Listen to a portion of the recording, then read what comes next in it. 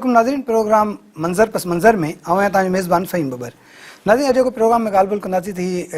जेका आदमशुमारी शुरू थी आहे। पहिरीं तारीख़ खां आदमशुमारी शुरू थी आहे, 6 तारीख़ अॼु मुख़्तलिफ़ हंधनि ते आदमशुमारी कई पई वञे, अंग अखर गॾु कया पिया वञनि। जेको एन्यूमेटर्स आहिनि उन्हनि खे मुख़्तलिफ़ हंधनि ते प्रॉब्लम्स बि साम्हूं आया आहिनि। उन सां गॾु ख़ासि तौर ते हिन आदमशुमारी जी ॻाल्हि कयूं त हिन ते जेके ख़दशा आहिनि, ख़ासि तौर ते सिंध जे माण्हुनि खे, उन हवाले सां ताज़ो ई पाकिस्तान पीपुल्स पार्टी पारां बि एतिराज़ वारियो वियो आहे ऐं काफ़ी ॾींहंनि खां पोइ जेको आहे देर आया दुरुस्त आया जे हिसाब सां चइजे खणी त पाकिस्तान पीपुल्स पार्टी जे चेयरमैन बिलावल भुट्टो ज़रदारी साहिब जो बि बयानु आयो आहे त खेसि पाण ख़बर कोन पई या हुनखे ॿुधायो ई कोन वियो त का आदमशुमारी डिजिटल थिए पई। त ॾाढो अजीब क़िस्म जो माहौल आहे त जंहिं मुल्क में आदमशुमारी थींदी हुजे, साल खां वधीक अरसे खां जेको आदमशुमारी जा चौबोल हुजनि, उन जूं तयारियूं थींदियूं हुजनि, उन जे लाइ गैजेट्स ठहंदा हुजनि, उन जे लाइ सॉफ्टवेयर डेवलप थियो, उन लाइ माण्हुनि खे ट्रेनिंग कराई वई। पर असांजे वक़्त जे हुकुमराननि खे उहा 5 तारीख़ खां पोइ ख़बर थी पए त को आदमशुमारी बि मुल्क में थिए पई। सॼी सूरत हाल ते ॻाल्हि ॿोल कयूं था त आदमशुमारी में ख़दशा कहिड़ा आहिनि, प्रॉब्लम्स कहिड़ा क्रिएट थी विया आहिनि ऐं सिंध जा माण्हू जेके आहिनि उहे हिन वक़्तु जेको आहे कहिड़े प्रॉब्लम्स में आहिनि ऐं हुननि खे हिन वक़्तु करणु छा खपे। छो जो जॾहिं माण्हू हीअ जेके एन्यूमेटर्स आहिनि उहे दर ते अचनि था असां वटि, त असां वटि कहिड़ियूं कहिड़ियूं शयूं हुजनि जेका पहिरीं खां असां वटि मौजूदु हुजनि, असां उन्हनि खे कीअं पंहिंजे पाण खे रजिस्टर करायूं। छो जो हिन वक़्तु जेको पहिरियों मरहलो आहे उन में माण्हुनि खे जेको पंहिंजा घर आहिनि उहे ॻणाइण जो सिलसिलो हींअर शुरू थी चुको आहे। 10 तारीख़ ताईं हलंदो, जंहिंमें घर शुमारी थींदी। त अचनि पिया जेके नुमाइंदा, उहे दरनि ते अचनि था, पुछा कनि था, सरबराह जो नालो पुछा कनि था। अगरि हिकिड़ो ई हिका बिल्डिंग आहे त उन में केतिरी फैमिलीज़ रहनि थियूं, त उन्हनि खे उहे रजिस्टर कंदा ऐं लिखंदा। पोइ वरी जेको ॿियो मरहलो जेको शुरू थींदो उन में हर आदम खे ॻणियो, मतिलबु आदमशुमारी कई वेंदी त फ़र्द केतिरा आहिनि, केतिरा माण्हू आहिनि, केतिरियूं औरतूं आहिनि ऐं उन्हनि जो ॿारनि जो केतिरो तइदादु आहे उहो। त हीअ जेको सॼो प्रोसेस आहे उन में असांखे कहिड़े तरीक़े सां तयारी करणु घुरिजे ऐं हिन वक़्तु जेके मसइला साम्हूं आहिनि, दरपेश आहिनि, उन्हनि खे कीअं मुंहुं ॾेई सघिजे थो। त असांखे जॉइन कयो आहे वाहिद बख़्श संग्रासी साहिबु, सीनियर तजिया निगार आहिनि, समाजी अॻवान आहिनि। हुन सां गॾु मुजाहिद ख़ान साहिबु आहिनि, असां सां गॾु सहाफ़ी आहिनि सीनियर ऐं ब्रॉडकास्टर आहिनि। साईं, तव्हां ॿिन्हिनि जी महिरबानी। कीअं पिया वाहिद साहिबु, जेका सूरत हाल साम्हूं आहे हिन वक़्तु ताईं जेको आहे कमु त शुरू थी चुको आहे, मुख़्तलिफ़ हंधनि ते प्रॉब्लम्स बि अचनि पिया, हाणे आस्ते आस्ते उहे प्रॉब्लम्स सॉल्व बि कया विया आहिनि। किथे नेट जो मसइलो हो, किथे गैजेट्स कमु कोन पियो कयो, किथे इहो हो तो जेके असांजा जेके नुमाइंदा आहिनि उहे सही तरीक़े सां वेल ट्रेंड न हुआ, न हुजण जे करे जेको आहे उन्हनि खे प्रॉब्लम्स थियूं पई। हाणे कुझु मसइला सॉल्व बि थी विया आहिनि। पर हीअ जेका आदमशुमारी आहे, सुवाल इहो थो पैदा थिए त 10 सालनि बदिरां 5 सालनि में कई वई गवर्नमेंट पारां, उन खां पोइ वरी धुरियुनि खे जेको आहे एतमाद में न वरितो। इवन हीअ जेको अॼोको बयानु आहे जो गुज़िरियल ॾींहुं वारो बिलावल भुट्टो ज़रदारी साहिब वारो, उनखे कीअं था ॾिसो? हाँ साईं, हाणे हीअ हिकिड़ी त जीअं तव्हां पहिरीं चयो त हीअ 10 साल खां पाकिस्तान जी हिस्ट्री में जेका प्रैक्टिस रही आहे, असां हर 10 साल 81 में थी, 71 में थी या 72 में थी शायदि, उनखां पोइ वरी 81 में थी, वरी 91 में थी ऐं उनखां पोइ हिकु गैप रहियो ऐं लास्ट जेका रही असां 2017 ऐं 2017 जी बि इंतिहाई मुतनाज़े आदमशुमारी हुई, जंहिंमें जेके एस्टिमेटेड पॉपुलेशन जे कराची जी पॉपुलेशन उहा शायदि 1.3 जेका असां 13 मिलियन शायदि आई, इनखे 1 करोड़ 30 लख प्लस कुझु। उनखां पोइ हिन ते एतिराज़ इलाही आया त वॾनि वॾनि शहर इलाही उन ते जेका बुनियादी हुनजो सवालनामो हुयो, क्वेश्चनियर जेको हुयो, उन ते एतिराज़ हुया ऐं उनखे अञा ताईं करेक्शन कयो ई कोन वियो। काफ़ी पार्टियुनि, पीपुल्स पार्टी, MQM सिंध में उनखे एक्सेप्ट कोन कयो। ईअं ई लाहौर जी आबादी निस्बतन कराची जे इलाही ॿुधाई वई, कराची खां घटि हुई पर पोइ बि जेको डिफरेंस उहो आहे ऐं कराची में जेका इलाही ॿाहिरीं पॉपुलेशन आहे उन ते बि इलाही एतिराज़ आहिनि अञा ताईं। जेको बुनियादी सवाल आहे, सियासी सवाल आहे, उहो उन्हनि माण्हुनि खे उते लोकल काउंट कयो थो वञे या नथो कयो वञे, इन ते बि डिबेट करण जी ज़रूरत आहे। डिबेट इहा करण जी ज़रूरत आहे त आया जेके माण्हू हिन सूबे में रहनि था, हिन सूबे जा रिसोर्सिस बि यूज़ कनि पिया, ठीकु आहे, छा उनखे ॻणणु घुरिजे, ॻणिजे थो त जेका लोकल इंडिजिनियस आबादी आहे तंहिंखे एतिराज़ थो थिए, ठीकु आहे, ऐं ॻणिजे त कहिड़ी कैटेगरी में रखिजे। ईअं कजे जो मुल्क सूबे खे पंहिंजा वसाइल बि मिलनि, छो जो जेका असांजो बुनियादी जेका विरासत आहे, नाणे जी विरासत आहे, उहा आदमशुमारी जे बुनियाद ते थिए थी। हाणे हींअर अञा उन पहिरीं खे करेक्ट न कयो वियो ऐं जेका नई वरी हींअर डिजिटल ऐं उहा बि अचानक असां सभिनी खे, असां सभई उथंदड़ वेहंदड़ ॿुधंदड़ ॾिसंदड़ माण्हू आहियूं ऐं असांखे मुंहिंजे लाइ बि अचानक हुई त आदमशुमारी थिए पई ऐं उहा बि डिजिटल आदमशुमारी, जहिड़ी तरह काल बिलावल साहिब जो बयानु आहे। हाणे छा त उन लाइ हिकिड़ी ॾिसो न, पब्लिक वरी हिकिड़ो कंसेंसस पैदा कयो वेंदो आहे। 2 टे 4 स्टेक होल्डर ॾाढा अहम आहिनि ठीकु आहे, हिकिड़ो पॉलिटिकल पार्टियूं आहिनि, हिकिड़ा उहे इदारा आहिनि जेके इनखे कमु कंदा थिया या उन सां मुतासिर थियनि था सीधी तरह। इलेक्शन कमीशन आहे या उन खां पोइ जेके मालियाती इदारा आहिनि उहे हिन सां सीधी तरह उनजो इफेक्ट थिए थो। ऐं पोइ वरी अजीब ॻाल्हि आहे त हिन वक़्तु जॾहिं उनखे जेको ॿुधण में अचे पियो त हिकिड़ी कंहिं या ॿिनि पॉलिटिकल पार्टियुनि जे इसरार ते इहा आबादी ख़ुशि करण लाइ उन ते कई वई त ठीकु आहे, उन लाइ तव्हां हिकिड़ो कंसेंसस पैदा करियो आहे, ठीकु आहे। हाणे डिजिटल दौर आहे, पब्लिक में अचो आहे, पब्लिक खे ॿुधायो आहे त भई ही प्रोसेस हूंदा ऐं उन ते कंसल्टेशन थिए, कंसल्टेशन खां पोइ ख़बर हुई त 2017 वारी आबादी असांजो हेॾो सारो वॾो ख़र्च, हींअर बि मुंहिंजे ख़्याल में त उन ते 50 अरब खां वधीक जो ख़र्च थिए पियो, जेका जिन ते ज़ारी एन्यूमरेटर हायर थिया आहिनि, एन्यूमरेटर हायर थिया आहिनि, उन्हनि जी बि प्रॉपर शायदि उहा ट्रेनिंग न थी आहे, किथे किथे त उन्हनि खे सिक्योरिटी थ्रेट वाया आहिनि ऐं उहो अलॻि सवाल आहे। पर पहिरीं बुनियादी त क्वेश्चनर छा आहे, ठीकु आहे, पहिरीं घर शुमारी थिए पई, शायदि 10 तारीख़ ताईं घर शुमारी मुकमल थींदी ऐं उन खां पोइ वरी जेका असां आदम शुमारी कई वेंदी। त मुंहिंजे ख़्याल में हाणे बि टाइम आहे, जेकॾहिं हींअर जेको काल्हो को एतिराज़ थियो आहे गवर्नमेंट जो वॾे खां वॾो ॿियो इलाही जेको आहे उहो चए थो हुनजो बि हेॾो सारो सिंध हुकूमत पूरी तरह जो अगरि बयान आहे त हिन मतिलबु उन्हनि सिधो चयो आहे त असां वधि में वधि खणी तव्हांजो जेकर ज़ोर आहे त असां हुनखे फैसिलिटेट करे छॾींदासीं, बाक़ी असां धमकी हुकूमत छॾे। उन्हनि दायरे ॿियो हिकिड़ो हुयो त जेको सिला मुतासिरीन सां गॾु, पर हिन में कमु कजे असां हिन जा धणी कोन थींदा, असांखे ओन न कंदासीं। उहा हीअ बि मुतनाज़ थी। ॾिसो, आदमशुमारी बुनियादी उनसर आहे जंहिंसां तव्हांजो मालियाती जेका विर्छ आहे उनखे ॾींदो, उन खां पोइ NFC अवार्ड उन ते थींदो, उन खां पोइ ॿी जेका आहे सा जेका हल्का बंदी आहे कॉन्स्टिट्यूएंसीज़ जी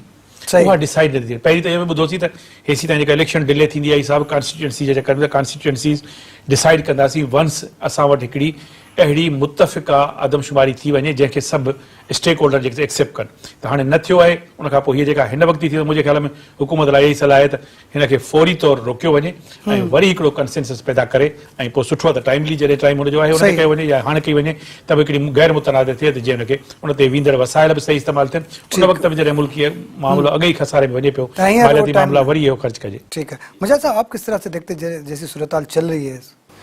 इसमें जो मेरा ओपिनियन ये होगा कि मरदमशुमारी हो रही है, इसमें पहले खाना शुमारी होगी। इसमें क्या है कि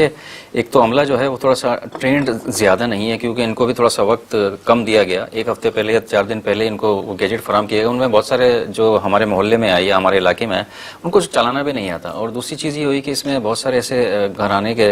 लोग थे जिनके पास शनाख्ती कार्ड रिन्यू ही नहीं है,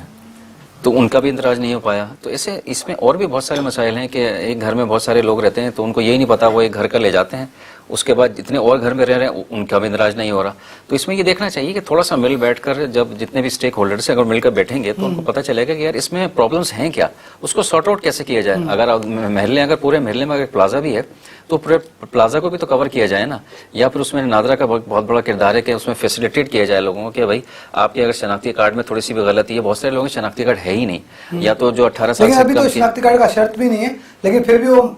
होना चाहिए क्योंकि शर्त होना चाहिए। और एक जैसे आपने कहा कि प्लाजा है, प्लाजा में अगर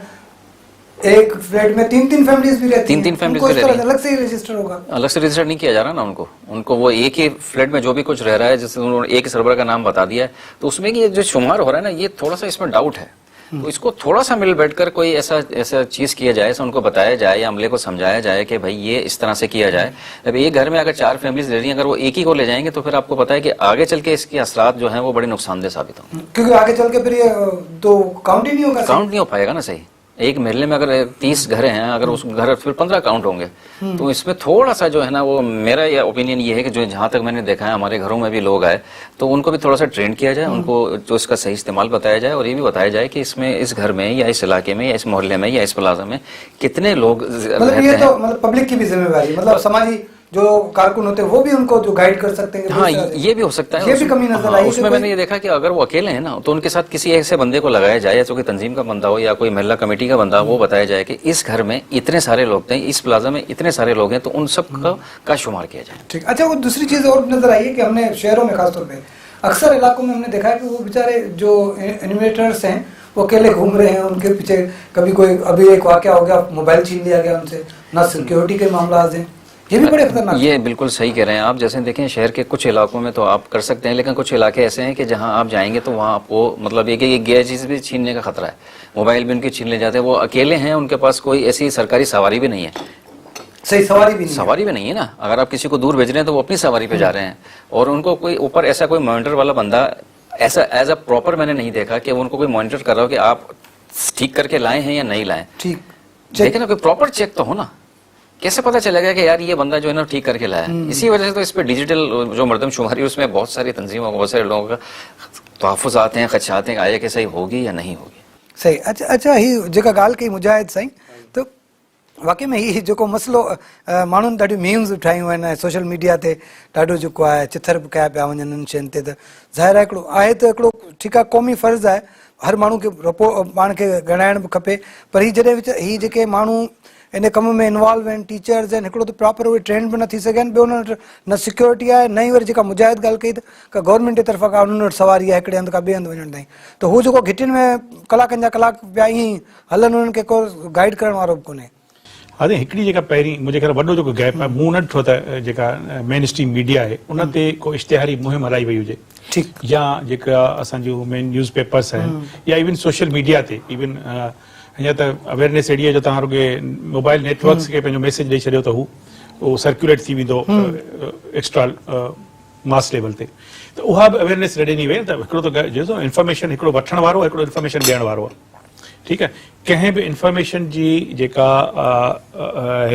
हासिलात जे लाइ इहो ज़रूरी आहे त इंफॉर्मेशन ॾियण वारो बि इंफॉर्म्ड हुजे, इंफॉर्मेशन वठण वारो बि इंफॉर्म्ड हुजे। हेसि ताईं जेको ॿुधूं पिया त इंफॉर्मेशन जेको कलेक्ट करण वारो आहे, वठण वारो आहे, उहो बि प्रॉपर इंफॉर्म्ड आहे, त ॾियण वारे खे त ख़बर ई न आहे। मुंहिंजे ख़्याल में बहिराड़ीअ में माण्हुनि खे अञा काफ़ी विभिन्न शहरनि में बि काफ़ी माण्हुनि खे ख़बर ई न आहे त अॻियां जेको अचे पियो। छो हाणे ॾिसो न हिन वक़्तु माण्हुनि खे ख़दशात इलाही आहिनि, माण्हू पंहिंजी इंफॉर्मेशन ॾींदे लहराइनि था। ठीकु आहे, छो जो इलाही मामला आहिनि टैक्सेशन जा, ही फुरियूं सभु शयूं इन सां रिलेटेड आहिनि, त ही इन खां माण्हू लहराइनि पिया, माण्हुनि खे ख़बर ई कोन्हे त आबादी आदमशुमारी थिए पई। सही, हाणे उन आदमशुमारी लाइ जॾहिं उहो अचे थो माण्हू त सडन अचे थो घर में, ऐं घर में माण्हू जेकॾहिं ॾिसो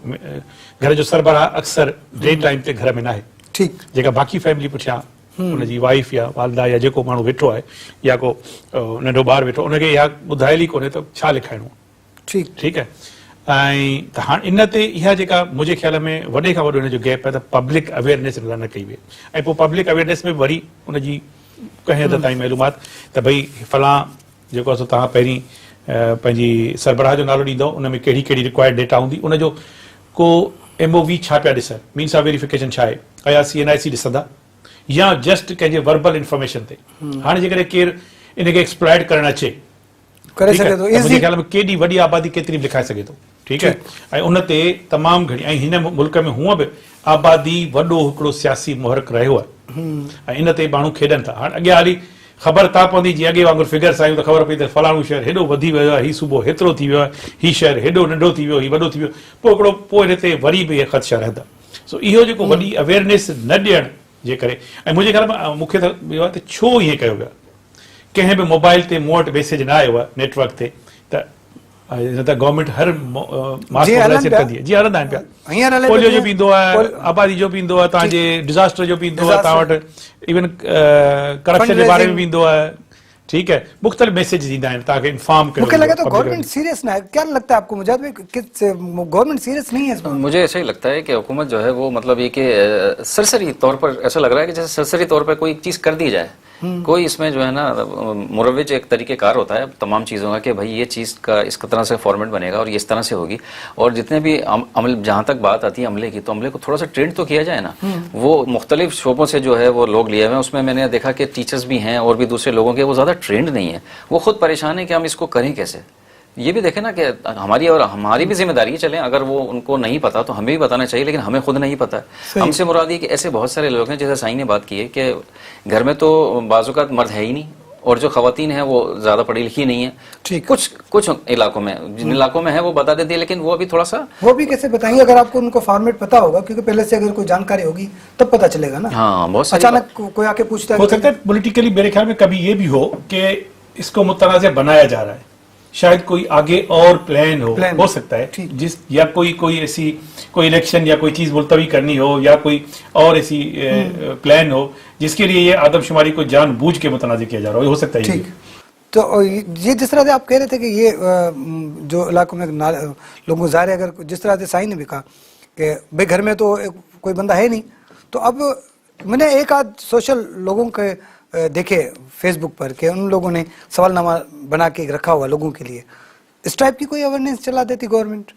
ये आप बिल्कुल ठीक कह रहे हैं। इसमें होना चाहिए था कि एक थोड़ा सा वीडियो पैगाम होना चाहिए था जो इसके कंसर्न इदारे हैं। और दूसरी बात ये है कि कोई ऐसा पम्फलेट या आप जैसे कह रहे हैं कि डोर टू डोर जाए कि एक हफ्ते पहले ही लोगों को बता दिया जाता है कि भाई ये मरदमशुमारी हो रही है या खाना शुमारी हो रही है, तो आप इस तरह से अपने जो तमाम आपके रिकॉर्ड की चीज़ें हैं, इसमें शनाख्ती कार्ड है, आपके पास क्या क्या है, क्योंकि देखिए इससे ही तमाम आगे जाके जो है हमारे मालियात जो है ना वो तय होते हैं। तो उसमें अगर सही चीज़ नहीं आएगी तो हम कैसे वो कर सकेंगे? हम तो बहुत सारी चीज़ें हमें पता ही नहीं होंगी। तो उनको बताया जाए कि घर में अगर कोई ना भी हो तो कोई ऐसा पर्चा उनके पास हो या ऐसी फॉर्म भरा हुआ हो कि भाई ये सारी चीज़ें अपने अब लिख के रख लें, जो भी आए आप उसको दे दें। ये चीज़ है ही नहीं। बहुत सारे ऐसे लोग हैं जिसमें देखें पढ़े लिखे लोग नहीं हैं, तो उनको कैसे आप करेंगे? असल मसला यहाँ पे आ रहा है। तो उसको हल करने का क्या तरीक़ेकार जो है हुकूमत ने अडॉप्ट किया वो मुझे नहीं। अच्छा, ये बताइएगा कि जिस तरह से हम सिंध के लोगों को एतराज़ आते हैं वो किस तरह से देखते हैं, खासतौर पर अगर कौम परस्त जमातों ने एहतजाज भी किया हुआ है? वो मतलब उनका कहना एक तरह से ठीक भी है कि भाई इसका वही तरीक़ेकार पे बात आती है कि इन तो सबको जो एतमाद में नहीं लिया गया। देखें जो कोई भी दुनिया की तारीख में आप देख लें कि जहाँ कहीं भी बड़ा काम होता है किसी भी मुल्क में, तो वहाँ के जो स्टेक होल्डर्स होते हैं या आवाम होती है उसको पहले एतमाद में लिया जाता है। इसमें जितनी भी तंजीमें हैं या फिर जितने भी लोग हैं, हम सब लोग ही आपस में शामिल हैं, उनको किसी को भी एतमाद में नहीं लिया। एकदम अनाउंस करने के बाद आपने जो है लोगों को वो सिलसिला शुरू कर दिया। तो इससे क्या है कि मैं ये समझता हूँ कि इसमें ज़्यादातर जो है वो नुकसान की तरफ हम जाएंगे। नाज़रीन वेलकम बैक नाज़रीन, प्रोग्राम मंजर पस मंजर में ॻाल्हि ॿोल कयूं पिया आदमशुमारी जे हवाले सां। भाई साहब, ज़ाहिर को जेके जॾहिं बि अहिड़ा सिंध लेवल जा मामला थियनि था, जॾहिं बि हकमियत जी हक़नि जी ॻाल्हि थिए थी, त ज़ाहिर कौम परस्त जमायतूं आहिनि या सिंध जा जेके घण घुरिया आहिनि, दिलि घुरिया माण्हू आहिनि, उहे रोडनि ते अची वेंदा आहिनि, एहतजाज कंदा आहिनि, उहे पंहिंजी कावड़ ॾुख ऐं उनजो इज़हार बि कंदा आहिनि। हिन वक़्तु बि ॾिसूं पिया त जेको आहे तरक़ी पसंद पार्टी हुजे, STP हुजे, SUP हुजे, मुख़्तलिफ़ जेके जमायतूं आहिनि सिंध जूं, उहे इवन हाणे सिंध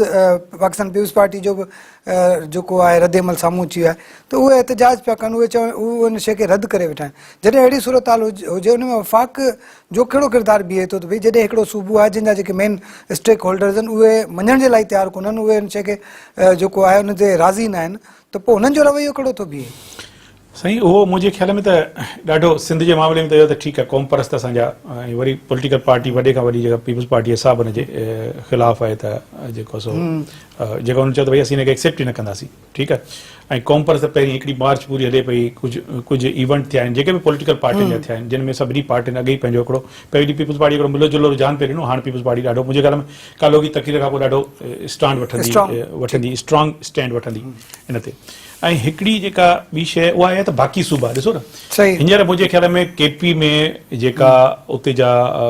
हालात आहिनि, सिक्योरिटी जा हालात आहिनि, उहे इन क़ाबिल आहिनि त काफ़ी सूबनि में शायदि माण्हू वञी न सघनि। ठीकु आहे। पॉपुलेशन मुंहिंजे ख्याल में त वज़ीरस्तान में या जेके काफ़ी इलाइक़नि में वञी कोन सघंदा, हिकिड़ी आहे उते मुतनाज़ थी वेंदी। ॿियो पंजाब ऐं KP में वरी इलेक्शनूं अनाउंस थी वियूं आहिनि, इलेक्शन्स 30 अप्रैल ते इलेक्शन अनाउंस थी वई आहे। त हीअ कीअं मैच कंदा इन्हनि डेट्स खे, कीअं उते जॾहिं सियासी हमांगी हूंदी कोन, हिकिड़ी सियासी ॻाल्हि ॿोल थींदी हूंदी, जलसा जुलूस इन माहौल में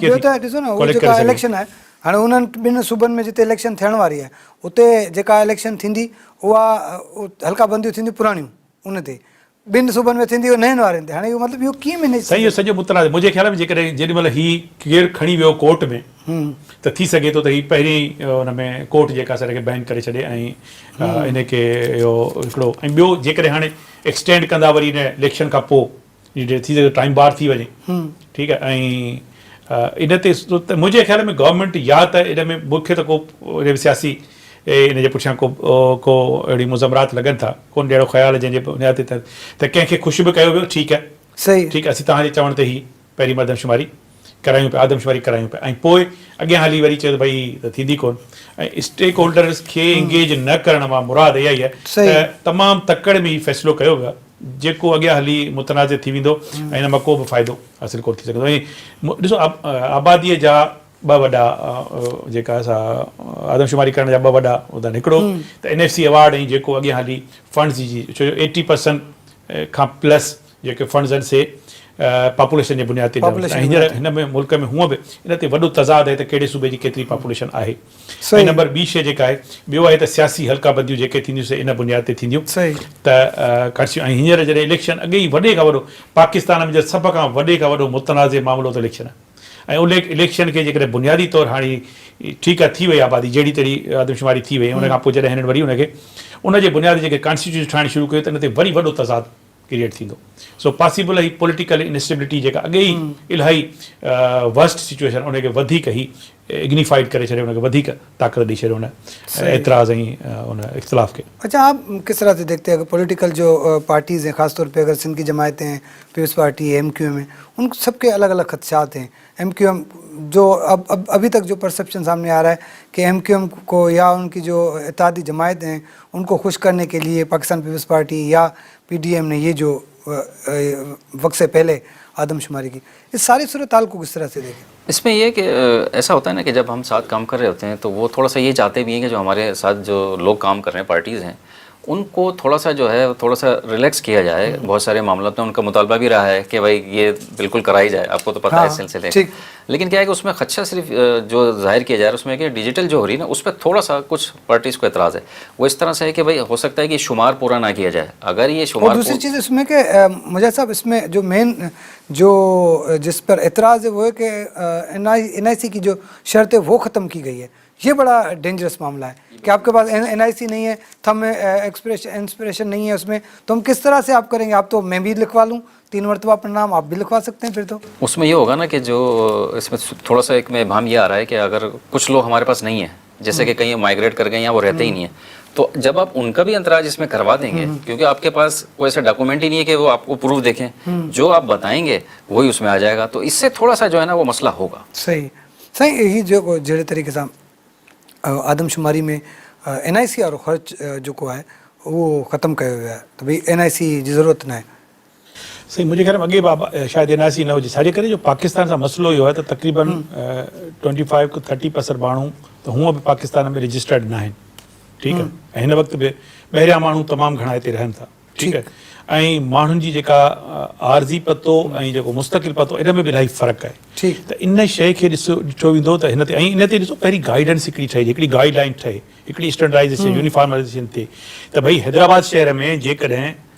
20 लख माण्हू रहनि था जिन मां 5 लख माण्हू हिते गैर मुस्तक़िल आहिनि त उन्हनि जी ऐं पर गैर मुस्तक़िल पर 20 साल खां हिते रहनि पिया। ठीकु आहे, त उन्हनि जी जेका आदमशुमारी मुताबिक़ रेज़िडेंस किथे काउंट कई वेंदी। ठीकु आहे, अॻियां छो जो माण्हू लहिराइनि था पंहिंजो डोमिसाइल ऐं बाक़ी जेके शयूं आहिनि उन्हनि जे मामले में माण्हू इन ॻाल्हि जो ख़्यालु कनि था त असीं पंहिंजी परमानेंट रेज़िडेंस जेका आहे जॉब कोटा या जेका एजुकेशन इंस्टीट्यूशन में कोटा आहे उनखे उन में न असीं को मां रखूं, तंहिंजे करे माण्हू पंहिंजी परमानेंट एड्रेस खे नथा छॾनि। हाणे हिन वक़्तु इहो स्टांस पहिरीं एजुकेट थियणु घुरिजे माण्हुनि खे त जेकॾहिं असां पंहिंजो मुस्तक़िल पतो हिते लिखाईंदासीं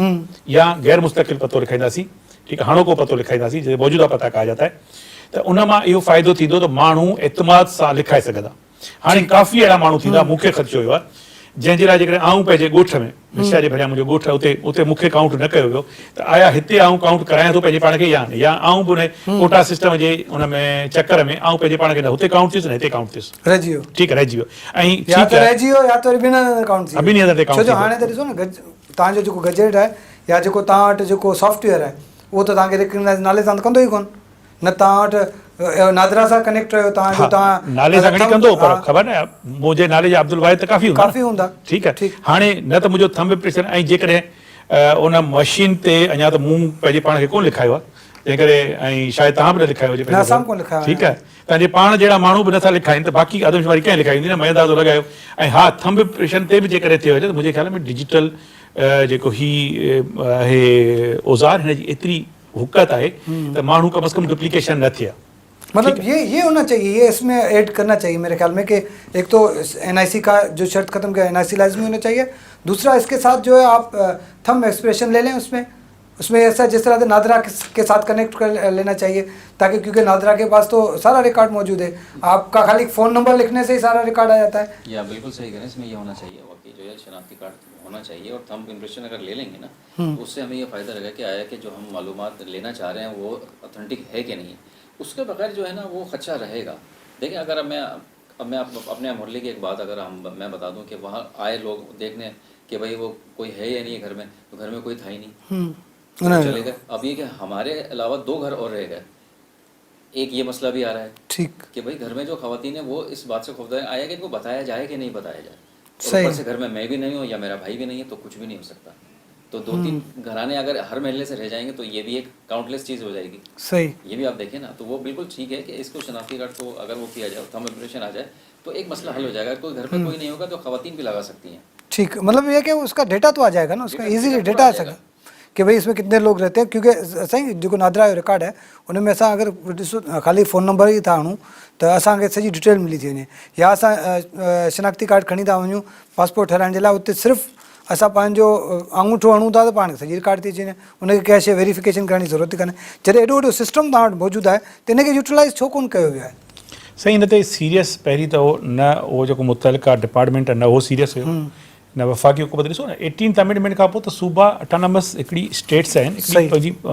रखनि था हैसियत सालमियत रखनि था। उन खां पोइ जेकॾहिं उन्हनि सूबे खे जेकॾहिं हिन वक़्तु बि जंहिं मुल्क सूबे मुंहिंजे ख़्याल में वॾे खां वॾो वफ़ाक़ी गवर्नमेंट जो अलाई आहे त उहो सिंध सूबो आहे। उन जे गवर्नमेंट खे बि जेकॾहिं तव्हां जेको आहे सो अपडेट न कयो या उनखे ऑन बोर्ड न खयो आहे त पोइ बाक़ी सूबा कहिड़ा ऑन बोर्ड खया वेंदा। ऐं मुंहिंजे ख़्याल में इलाही मुतनाज़ थी वेंदी आहे, तमामु घटि या त तमामु घणियूं फिगर्स अची वेंदियूं, किथे किथे माण्हू जेतिरो लिखाइणु चाहींदा ओतिरियूं लिखाए वेंदा, ऐं किथे किथे तमामु घणो माण्हू डप खां ॾींदा कोन। ऐं अॻियां एन्यूमरेटर्स खे छा गाइडलाइन आहे इहा बि अञा ख़बर न आहे त आया तमामु सख़्तीअ सां आया जेकॾहिं तव्हांखे पर हाउस होल्ड के पैसा ॾिना पिया वञनि, पर डे ॾिना पिया वञनि, त पोइ इहो सभई शयूं जेके ॾिसे काफ़ी हीअ मुतनाज़ थी वेंदी ऐं थी सघे थो तमामु जल्दी कंहिं कोर्ट में या चैलेंज थी वञे ऐं उनखे जेको। अच्छा, जिस तरह से हम बात करें तो आखिर में अगर हम बात करें कि भाई हमारे लोगों को किस तरह से अवेयर किया जाए, या हमारे मिसाल के तौर पर बीइंग एक पर्सन मुझे क्या करना चाहिए? अब मैं घर से निकलता हूँ तो मुझे अपने घर के लिए पीछे अगर कोई आता है नुमाइंदा चेक करने के लिए, देखने के लिए, तो मुझे अपने लिए क्या करना चाहिए? एक आम शहरी को क्या करना चाहिए? आम शहरी को सिर्फ एक सिंपल सा इसमें वो है कि आपके घर का जो पूरा डेटा है, तमाम जितनी फैमिलीज रहती हैं उसको एक जगह कर लिया जाए। एक जगह करने के बाद जब एक जगह कर लेंगे तो उसको बता दिया जाए कि भाई ये इतने घर में हमारा ये सरबराह है, ये हमारे भाई हैं, ये हमारी बहनें हैं, ये हमारे बच्चे हैं। अगर आपके घर में 3 फैमिली रहती हैं तो उसका भी एक पूरा रिकॉर्ड मुरतब किया जाए और आप जो है अपने घर वालों को दे दें। अगर आप नहीं है तो आमतौर पर आपने देखा होगा ज़्यादातर मुलाजिम पेशा जितने भी लोग हैं वो घर में सुबह होते ही नहीं है, और ज़्यादातर ये लोग आ रहे हैं सुबह के वक्त आ रहे हैं। अगर ये शाम को आए कि भाई 5 बजे 6 बजे या 7 बजे, तो थोड़ा सा इनको ये बताया जाए कि शाम में अगर जाएंगे मोहल्लों में तो उनको जो है वो मालूमात सही मिलेंगी। और दूसरे ये कि वही बात है क्योंकि ऐसी चीज़ जो है ना वो लिख के रख ली जाए, और जो अगर कोई घर पे ना हो तो उनको दे दी जाए, वो भी ऑथेंटिक होने चाहिए। ठीक है साईं, तव्हां छा चवंदो उन हवाले सां की छा करे सघे? जेका मुजाहिद ॻाल्हि करे पियो शहरनि जे हद ताईं त सही आहे, सम्झ में अचे थी, त उते जेको पढ़ियल लिखियल ॿार हूंदो आहे, लेडीज़ बि का मतिलबु उनखे अगरि लिखी ॾेई सघिजे त उहा पाण खे काउंट कराए सघे थी। पर अगरि जे ॻोठनि जे हवाले सां ॻाल्हि कयूं, ॾूरान जेके इलाइक़ा आहिनि उते जे हवाले सां ॻाल्हि कयूं, त इहो उते कीअं थी सघे थो? मतिलबु उन माण्हुनि खे कीअं कनि? ॻोठनि सां वॾो मसइलो त इहो आहे त असांजे ॻोठनि मां तक़रीबन मुंहिंजे ख़्याल में हर ॻोठ मां हींअर जेके बि इलाइक़ा आहिनि, ख़ासि करे बोर्ड खां पोइ बि ऐं पहिरीं बि इलाही माण्हू त शहरनि में शिफ्ट थी चुका आहिनि। ठीकु आहे, जिन जो को बि घर भाती या सम्झ वारो को माण्हू ॻोठनि में कोन थो रहे जेको काउंटिंग कराए, ऐं जंहिंखे वरी इहो सेंस हुजे या त भई पॉपुलेशन कराइणु छो ज़रूरी आहे ऐं आदमशुमारी छो ज़रूरी आहे, उन सां असांजो सूबे जो कहिड़ो हक़ु या असांजे ज़िले जो या असांजे ॻोठ जो कहिड़ो हक़ु जेको सिक्योर थींदो, इहा ख़बर न आहे। ऐं नंबर ॿी शइ, फ्रेंकली स्पीकिंग, अञा ताईं पाण सभिनी खे इहा ख़बर ई न आहे त हिन जो प्रोसेस आहे छा, हिन जी क्राइटेरिया आहे छा, हिनखे कीअं डेटा वरिती पई वञे जो असां हिन ते तनक़ीद या हिन जी हिमायत करे सघूं। जॾहिं अञा इंफॉर्म्ड ई असीं कोन आहियूं, आम माण्हू इंफॉर्म न आहे, हिकु हेठि जेको अञा असांजो समाज जो माण्हू सफ़ा इंफॉर्म कोन्हे, स्टेक होल्डर इंफॉर्म न आहे, हिनखे मॉनिटर केरु पियो करे, हिनखे ओवरऑल अॻियां वरी जॾहिं डेटा एनालिसिस थींदी, टेबुलेशन थींदी, हिनजी अॻियां वञी हिनजी हिकिड़ो जेका असां रिपोर्ट जनरेट थींदी त उहा ऑथेंटिक कीअं थींदी, उहा वेरीफाई कीअं थींदी, वैलिडेट कीअं थींदी, इहे सभु शयूं तॾहिं जॾहिं पहिरीं असांखे ॿुधायो थो वञे त आहे प्रोसेस छा, सभ खां पहिरीं जेको आहे इंफॉर्म कयो वञे, इंफॉर्म प्रोसेस आहे छा, फॉर्मेट छा आहे, कहिड़ी तरह सां, ऐं हिन लाइ कहिड़ी शइ जो ख़्यालु रखियो वेंदो ऐं हिन में ग़लति मालूमात ॾियण ते कहिड़ी सज़ा ऐं इंफॉर्मेशन न शेयर करण ते तव्हां पंहिंजो कहिड़ो हक़ु विझाईंदो, कीअं विझाईंदो, इन लाइ माण्हुनि खे मोटिवेट करियो त पोइ ख़बर पए त ठीक है, मेहरबानी वाहिद साहब, मुजाहिद साहब, आपका बहुत शुक्रिया। नाज़रीन, तव्हां ॻाल्हि ॿोल ॿुधी, ही जेको आदमशुमारी वारो मामलो आहे तमामु घणो अहम आहे, छो जो हिन में जहिड़ी रीति गवर्नमेंट जी गैर संजीदगी आहे, जहिड़ी रीति जेको ॿिया इदारा आहिनि या ॿिया जेके ॿियूं गवर्नमेंट सां जो अपोज़िशन जूं पार्टियूं हुजनि या उन जूं जेके हिमायती जमायतूं आहिनि उन्हनि खे बि एतिराज़ आहिनि। गॾोगॾु ख़ासि तौर ते जेका ॻाल्हि ॿोल थी, वाहिद साहब चयो, जेका मुजाहिद साहब जेका ॻाल्हि कई त भई असांजे माण्हुनि खे कंहिं क़िस्म जी अञा ताईं ॼाण ॾिनी कोन वई आहे। जॾहिं कंहिं माण्हू खे ॼाण न आहे त उहा इंफॉर्मेशन कीअं कलेक्ट थींदी, उहा इंफॉर्मेशन कीअं ॾींदो। जॾहिं ॿिए पासे असां ॾिसूं त सोशल मीडिया ते या TV ते या वरी जेको मेन स्ट्रीम मीडिया आहे उन ते बि गवर्नमेंट पारां कंहिं बि क़िस्म जी का मुहिम न हलाई वई आहे। अॼु ॾींहं ताईं को इश्तिहार, को अहिड़ो को पम्फलेट, को अहिड़ो को मॉडल टाइप जो जेको आहे, को अहिड़ी का सिचुएशन डेवलप न थी आहे जंहिंखे ॾिसी करे इहो अंदाज़ो लॻाए सघिजे, जंहिंखे ॾिसी करे इहो तइ करे सघिजे त भई अहिड़े क़िस्म जी का सवालनामो हूंदो, अहिड़े क़िस्म जो का जेको इन्यूमिनेटर ईंदो उहो अहिड़े क़िस्म जा सवाल पुछंदो त उन लाइ तयारी कई वञे, या उहो पहिरीं खां पंहिंजे घर भातियुनि खे या पंहिंजो जेको घर जो सरबराह आहे उहो उन लाइ करे। त गवर्नमेंट खे घुरिजे त ख़ासि तौर ते अगरि जे ही आदमशुमारी आहे हिनखे जो कामयाबु कराइणो आहे, अगरि जे हू सीरियस आहिनि, हू चाहिनि था त हर माण्हू ॻणिजे, हर घर ॻणिजे ऐं नेक नियती सां ऐं सही नमूने सां ॻणिजे, त पहिरीं फ़ुर्सत में जेको आहे उन्हनि खे पंहिंजे आवाम खे, पंहिंजे समाज खे जेको आहे इंफॉर्म करण जी ज़रूरत आहे। ईंदड़ प्रोग्राम ते ॾींदा इजाज़त। अल्लाह हाफ़िज़।